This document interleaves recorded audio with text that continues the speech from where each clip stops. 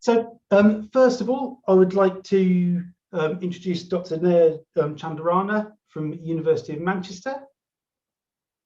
Naya, Hi. Yes. Naya. Should I put my video on, or? Oh yes, that'd be great. Thank you. Oh, it's saying I'm not allowed. Oh, you're not allowed. Let's see if we can. Oh, there we go. Does that let you know? Oh, fantastic. Yeah.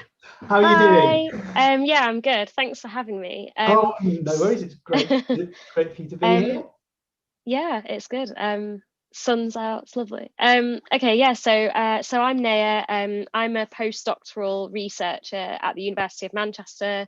And my background, or at least for now, is in researching composite materials. So for those of you who don't know what composite materials are, they are a type of material that combines usually a polymeric or plastic type component with something that we use as a reinforcement. So for example, we could use something like carbon fibers, and that's the kind of thing you might find in a racing car, or in a boat you might find glass fibers.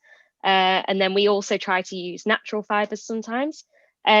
And in regards to recycling, I mean, I personally, I just filled in the little poll, try to recycle as much as possible. I'm really, keen to reuse things and recycle everything. And yeah, one of the things that I wanted to share in regards to interesting uses for plastics, for example, something that I recently read about was in Africa and Kenya, there's this project where people are taking plastics and recycling them to produce bricks to build buildings, and these bricks are actually stronger than concrete. So some quite cool uses now emerging for the use of plastics that may not be able to be recycled into another plastic material. So yeah, keen to know more and to answer your questions. That sounds very exciting. I'm sure we'll come back to how to repurpose and upscale materials in a bit. But I would thank you very much, Naya. I would like to introduce Vivek Concheri as well, again from University of Manchester. I'll just get his video set up. Hello, Vivek, can you hear me? Hi, Chris. Thank you, Chris, for the invite. Just a quick introduction about me. I'm also a material scientist at the University of Manchester, and I like to invent stuff all the time. So this is, I just want to quickly give a view of my lab. This is where all the fun things happen. And I don't see it as work, I see it as just fun, and I play with it most of the time. But recently, like all of us, we want to maximize our impact on the world. And recently I started a company to solve the global problem of waste tire. Globally, around 1.5 billion tires are generated every year, and most of it ends up in landfill or being burned. So I decided to do something about it. So this is one of the company I've started recently to make a floor mat. This is an example made with waste car tire. We are also working on making traffic cones as well. Currently, all the traffic cones are made with plastics. It's not just about recycling. We are using advanced materials as well. An example is graphene. If you add a small amount of graphene into recycled materials, you can get very high performance end products. So all of a sudden, normally when you recycle, value of the products goes down. So if you add a little bit of graphene, we can get high performance material. So it's something like upcycling. So yeah, that's and I would like to share the challenges I faced while developing the product, as well as the importance of collaboration to solve bigger problems in the future. And happy to answer any questions. Fantastic, thank you, Vivek. And last but certainly not least, Emily in Swansea. Hi. Hello, how are you? I'm fine, thank you. So for those who don't know me, my name is Emily. I'm a Year 2 engineering doctorate student at Swansea University. And the basis of my research is looking at sustainable materials for can making, particularly cans that are used for long-term food storage. Now, there's sort of dual interest here in that in the production process of food cans, we need to ensure that anyone who's making them is kept safe by the products they're using and the chemicals they're exposed to. Also, that the cans are providing long life storage for the food that's packaged in them. This also in turn combats the issue of food waste, as it's approximated about 7 million tonnes per year in the UK alone of food waste is put into landfill. So if we can combat the long-term food storage problem, we can also then try and reduce this in conjunction with also producing sustainable metal packaging, which can be recycled and put back into the production process, used for other things. So yeah, I'd be happy to answer any questions related to metal packaging. Oh, brilliant. Thank you, Emily. And thank you all for coming along. We've now got the poll results in about what people recycle. Fellow panelists, can you see these as well? Yeah. So what's interesting is that I'm fully aware that sort of not all councils and areas of Britain recycle the same stuff. So where I am in Birmingham, in our recycling, we put in glass, plastic and cardboard. And interestingly enough, that's what most people seem to be recycling on here. Emily, what gets recycled sort of from your doorstep, but in Swansea? So we have mixed glass and metal recycling, and you can put trays in there, but only if they're clean. So I mean, we have the issue of any contaminated metal that you can't clean, it does have to go in the general landfill. We do have garden waste, food recycling, and then paper and cardboard as well. They do take single-use plastic, but only hard plastic. So anything like cling film or crisp packets isn't currently recyclable. There are other schemes in the area that do it, but at the moment they're not that accessible. There's only a few locations that do take things like crisp packets. So I think it's something that's definitely interesting, looking at different local areas and their input on the recycling of single-use plastics. Actually, the point you made there about sort of having to rinse out the dirty containers, and yeah, see sort of out the audience, it's sort of about a third of the audience do store them out, and a third sometimes. I mean, I must admit I'm a sometimes person on that, but probably should always do that. Vivek and what about up in Manchester? What gets recycled at your curbside there? Yeah, I think similar to what yourself and Emily have shared, where I am in the city centre, single-use plastics, only like plastic bottles are recycled, or, you know, not like your containers that you get your fruit and vegetables in, for example. None of them are recycled. Yeah, it's quite an issue actually. Myself, I live in an apartment in a block, so we have, like, you know, communal bins for the apartment block.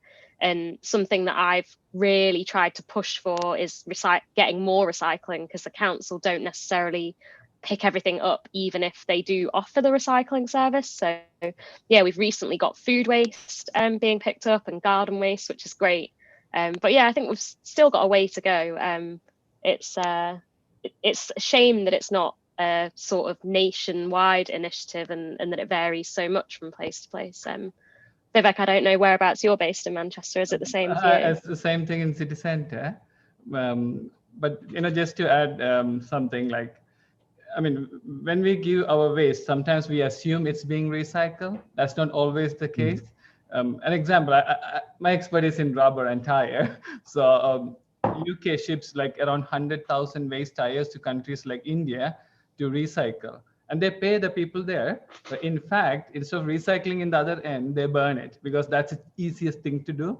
And it creates a lot of pollution. So in the future, we want to make sure, even though we do our part, government or the local recycling companies need to do their part as well.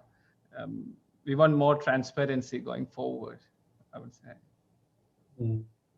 No, definitely, it can be tricky, because I mean, I remember sort of hearing about it was during the pandemic that I think was it China or somewhere sort of sent back a load of like containers full of recycling back to the UK. So it's, exactly, it's definitely a global issue, isn't it? True.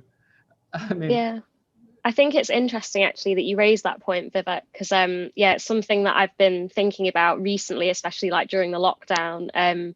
That yeah, when we throw something away, even as consumers, we kind of just assume that our responsibility ends there. Like, you've put your item into the recycling, and that means you've done your bit. But I think that it's important, like Vivek said, to be aware of what actually happens to that item once you've thrown it away. Like, could you have done something better with it? Sure. You know, maybe people, sometimes you throw away something plastic into a general waste bin and you think, oh, well, it's just once that I've done it. But then you have to think about the impact if everybody does that. Yeah, what it actually leads to. I think it's an interesting point. Sure. Yeah, definitely. I mean, I remember when I was young, there was a huge drive to recycle the like aluminium cans, and there was sort of, you could get money for going and picking them. I remember as a young boy many years ago, sort of getting 80p for 2 massive bags of aluminium cans and stuff like that. So I mean, that was the sort of driver at the time, was the cans. Yeah. So yeah, actually, Emily, is there any sort of issues with sort of can recycling or? So with steel cans, they don't tend to, when you recycle them, they separate them from the other types of cans like aluminium. So steel cans tend to be what food rather than drinks are packaged in, the sort of more sturdy, durable cans for long-term storage.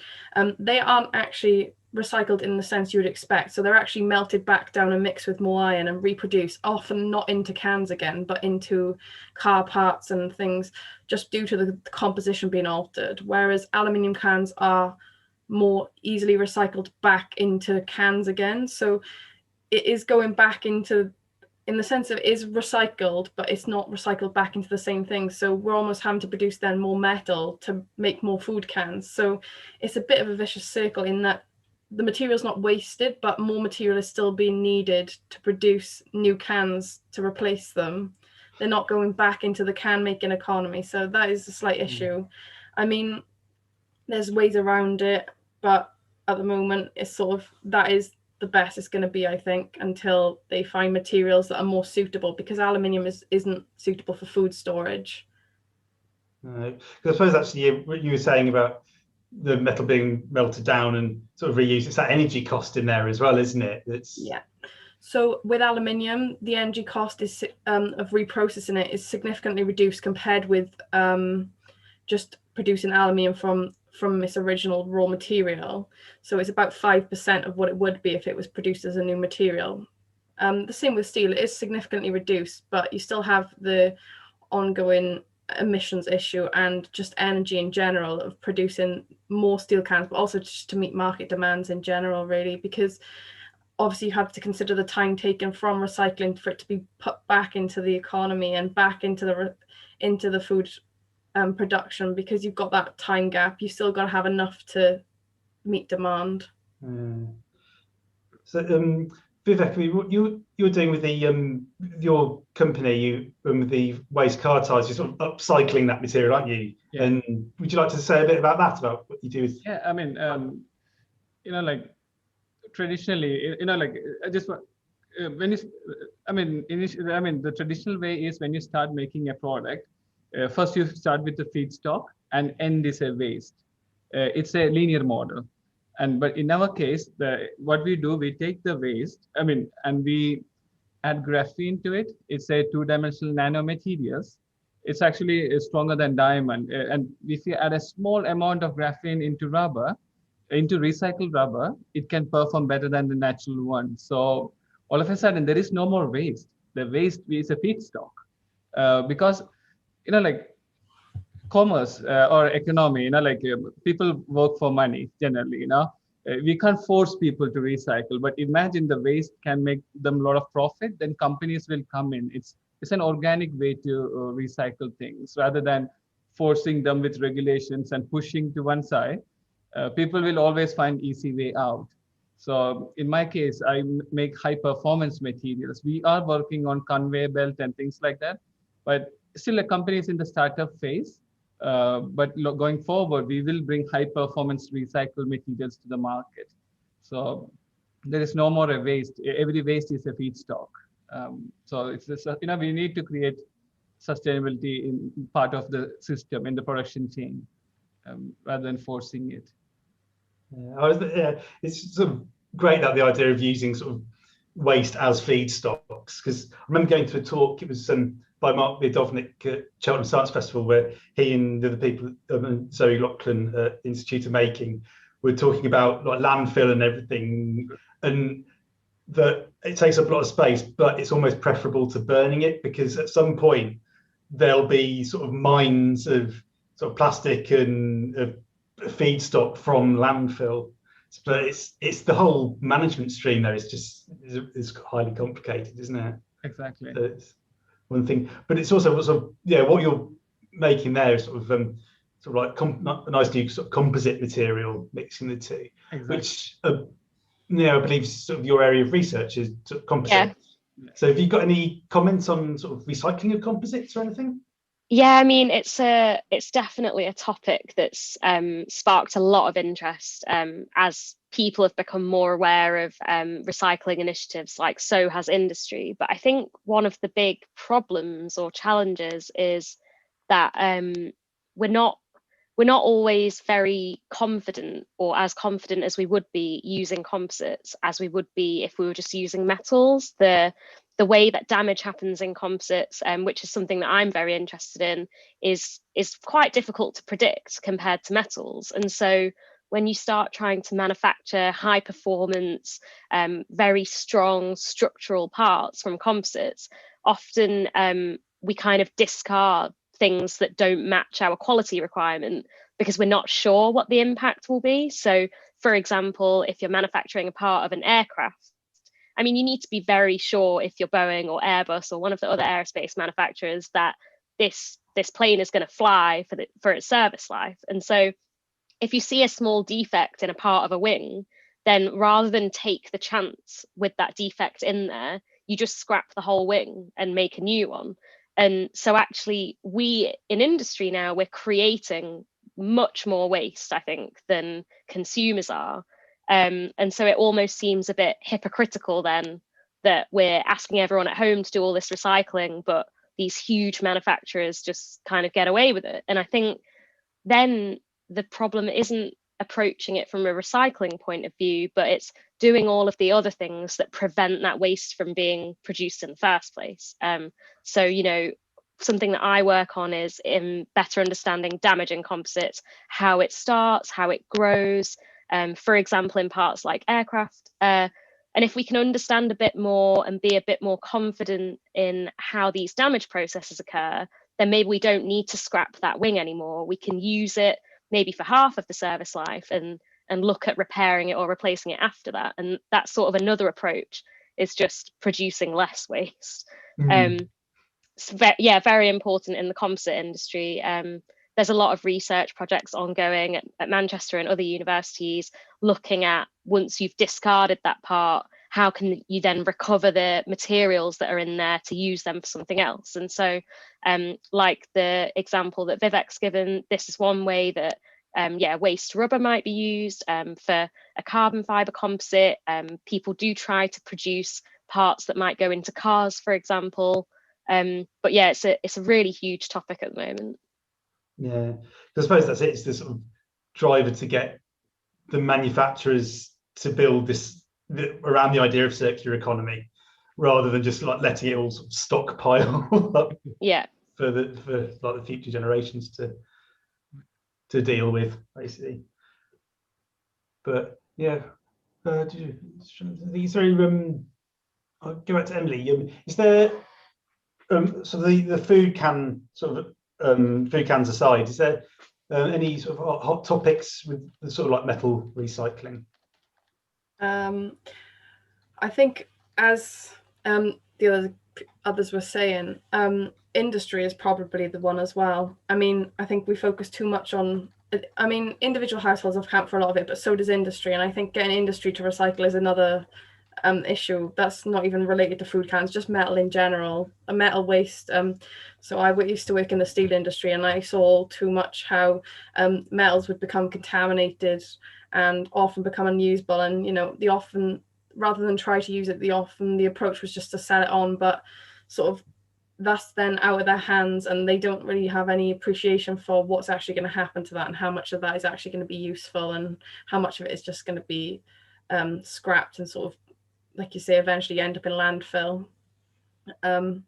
I think part of it, I think Tata Steel in particular, I'm familiar with, are, especially in the UK, are working towards trying to get an industrial scale operation going, and in them trying to recycle more steel. And I think they're sort of up and coming in a lot of steel reprocessing and working towards that. But I think there's still a long way to go in terms of metal recycling in industries particularly. So they're basically, are they just making new plants just sort of specifically for recycling? I think the idea is that they would use it at their existing plants. I know Port Talbot, they obviously produce a lot of steel in Port Talbot, raw material. It's more about finding uses for, if you've got unwanted elements in the metal itself, finding applications where it's usable. As you say, if you're looking at something niche where maybe you're making, like as Nia discussed, airplanes, you need to know that that metal is the correct composition, because changing the composition of metals changes the structure, its performance, how durable it is, and then you sort of face a lot of problems. So again, it's more research and development they're required to make sure that any less pure metal in that respect is going to perform at the level you need to, and that you need to be able to guarantee that. Yeah, because I suppose that's the main thing about trying to sort of like recycle materials, is the sort of purity issue of it, which, well, in the plastics industry, sort of like the virgin plastic, as it was, so much more desirable than recycled plastic, especially like due to things like color and everything like that, and the sort of visual appeal. It's a tricky one, and it's also paper recycling. You can only recycle paper so many times before those little strands of paper and the fibers in there are just too weak to be recycled again. Yeah, and I think with metal, there's more. It's a lot easier, as far as I'm aware, for them to extract the individual metals back out of alloyed steel, for example. But however, you're introducing then more emissions and more energy required to then undergo that reprocessing. And sometimes maybe it's, in terms of the amount of energy required, the option for a lot of industry is just to start again. And I think that's the problem. I think it's deciding when it's been processed too much. Yeah, it's almost materials, yeah, it's got a finite lifespan almost, which I suppose is why sort of reusing an engineered product is so much more desirable than recycling it. I suppose it's that sort of hierarchy of reuse. Yeah, exactly. Just to add, like, industrial recycling, there are regulations for that. An example is producer responsibility regulation. It's a weak regulation. It actually means manufacturer is responsible for end of life recycling. But there are so many loopholes now, so hardly anybody does it. But it's changing. Like Norway, Denmark, and all these countries, they are becoming very strict on this. I think if this regulation is very strong in future, manufacturers will start with the right material rather than we deal with the problem in the end. And a classic example is a battery, electric cars. Everybody think car is so good, electric cars, it remove the CO2 and everything. But end of life of a battery is more struggle than just dealing with the plastic or a rubber. It's like we can offset the problem to the future. It's like plastics, I mean, when plastics started appearing in the market in 1950s, it did solve a lot of problems around the world. An example is in India, villages, they carry water over long distance. They have one well over a large area. Normally they carry water in clay pots or metal pots. And when plastic came, all of a sudden, a lightweight material is strong enough to carry water over a long area. So it did help even the poorest of people. But nobody thought of the end of life problem. So same thing we are repeating now with electric cars. Electric car is a good thing because it removes CO2 from the roads, but end of life is still a very big challenge to deal with. Yeah, because it's sort of like recycling the battery itself when you've got all the chemicals in there. And because actually at Birmingham, there's some research into, there's a big chamber for shredding the batteries, but all the sensors in there for what's given off during the thing is quite a sight, actually. Yeah, notice the time we're getting near the end. So, what just to go around the panel, and just if you just sort of say why you got into materials science and why it's such an awesome subject, and also one sort of take-home message about recycling. We'll start to Naya first. Yeah, sure. So yeah, I think I didn't really realize, you know, in an instant that like, oh, I'm interested in materials. But yeah, since I was at school, I was always interested in science. I think chemistry was probably one of my favorite subjects, and I was always interested in, yeah, how different reactions happen when you do different things. And then I studied textiles, and that sort of sparked my interest in the production of different materials. How can we engineer them to have different properties? And that's essentially what led me to do a degree in textile technology. And then I moved into composites from there. So yeah, I think it's material science is something that we're not necessarily always exposed to at school, but it's really cool because it brings together a lot of subjects. So yeah, when you're studying different subjects at school, it seems very narrow. But then when you study something like material science, it brings together a lot of different things, and that's something I really enjoy. What was your other question about a take-home message about recycling? Yeah, so I guess we've sort of touched on it a bit, all of us, when we've been talking during this session. I think I would say, yeah, try to be a bit more mindful about what's going to happen to the thing that you're throwing away, even if it's into a recycling bin. Like, could you have prevented that waste from being produced at all? A classic example is bottles of water. I absolutely despise when people buy bottles of water. I think obviously there are places in the world where we don't drink tap water, and it might seem very easy to reach for that plastic disposable bottle of water, but you know, there are always ways of purifying water in a very simple way. Before all of this COVID stuff, I actually went on a trip to India, and in my quest to not buy disposable plastic bottles, I brought some like water treatment solution, and I drank the tap water there, and it was fine. I was fine. I'm not saying that everyone should do it and that you'll be okay, but just if you can think again before you buy something that might end up in the bin, just think like, could you do it a different way?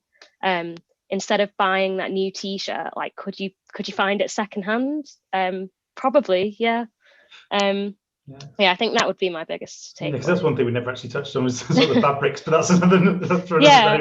I love secondhand clothes. You can always find the same stuff. You pay less, and you don't contribute to those things being thrown away quite so early in their lives. Well, thank you very much, and Vivek. Yeah, I mean, I like inventing stuff. That's the reason I decided to become a scientist. Also, I like to maximize my impact in the world, like all of us here. But to take away, I would suggest to future students and scientists is collaboration is the key. You can't work alone. You need to work with other people, other companies, other universities, governments. With collaboration, you can solve anything. And second one I want to suggest to new scientists is, you know, your own brain is your biggest resource. It's not Google or data available in the public domain. All that knowledge is limited. Your own brain has no limit. There is no limit to what you can do. Anything is possible. Fantastic. Thank you very much. And Emily. So for me, I think it was sort of chemistry that sort of sparked my sort of interest in materials, just sort of that you can take two things and make something completely different, and how just altering chemical reactions can change the way things work, and sort of just wanting to make an impact really. And I think that sort of led me into material science after working in industry and just looking at how everyone really is responsible for, especially when it comes to recycling, even like one small person just doing a little bit of recycling in the house and not throwing away that container because they're thinking, oh, it's only one container, sort of contributes to the bigger picture really. And just sort of having an awareness of it and just doing everything we can really to improve the planet for the future, because it's sort of quite easy to get into the mindset of like, it's not my problem, I won't have to deal with it. But if everyone has that approach, we're sort of going to end up in a situation where it's going to be unfixable. Yeah. Definitely. Well, thank you very much, Emily, and thank you to all panelists for joining us. I've really enjoyed this session. It's been fantastic, and thank you again.